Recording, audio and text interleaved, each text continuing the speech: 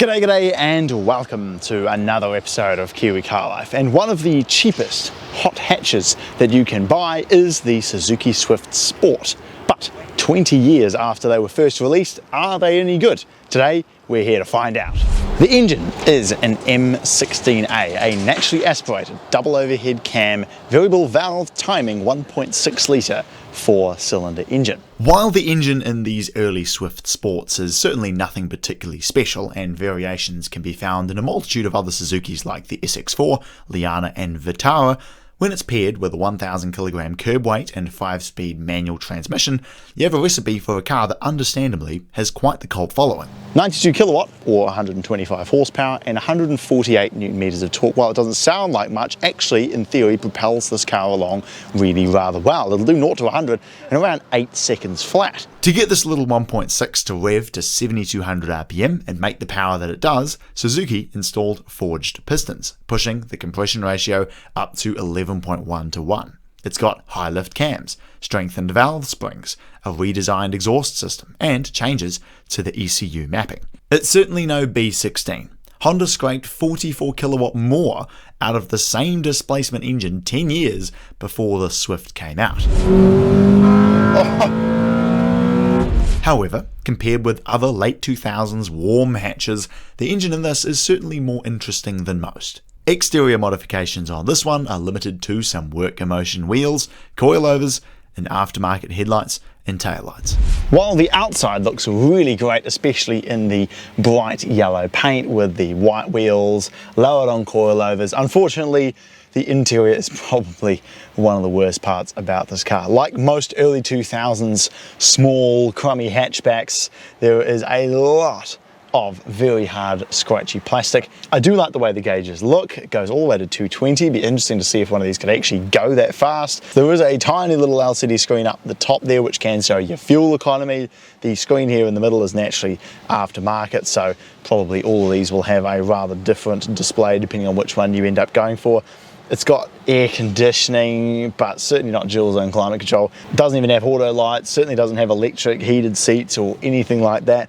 The Recaro seats are actually surprisingly comfortable, very aggressively bolstered and holds you in really quite well, but they are very hard, so I imagine on a longer trip one of these probably would get a little bit uncomfortable. But the transmission actually feels really quite nice. It's got a nice clunky change between each gear. You can tell it's cables, but it does still feel pretty good. And of course the room in the back of these Swifts is really not great, and the boot is a Ziploc bag at best. But let's see if these Swifts are as good as people say they are to drive.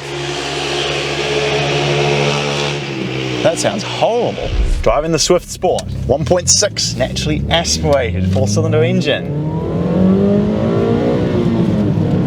Revving all the way to 7,000 RPM. Because it's only a 5-speed, already I can tell on a road like this, it's a little bit hard to get the revs right up in the power band just simply because the gears are quite long. But if you get it down into second on the power, the little 1.6, man, it sings. And thanks to this one having an exhaust on it as well, I must admit, it does sound a little bit strained, but the RPM is certainly something quite cool. And then of course the best part about these cars is the handling. On good tyres, like what this one has with the coilovers, that's where this car just eats up a road like this. You can just turn the wheel, and aside from a little bit of rubbing, this thing just destroys a road like this.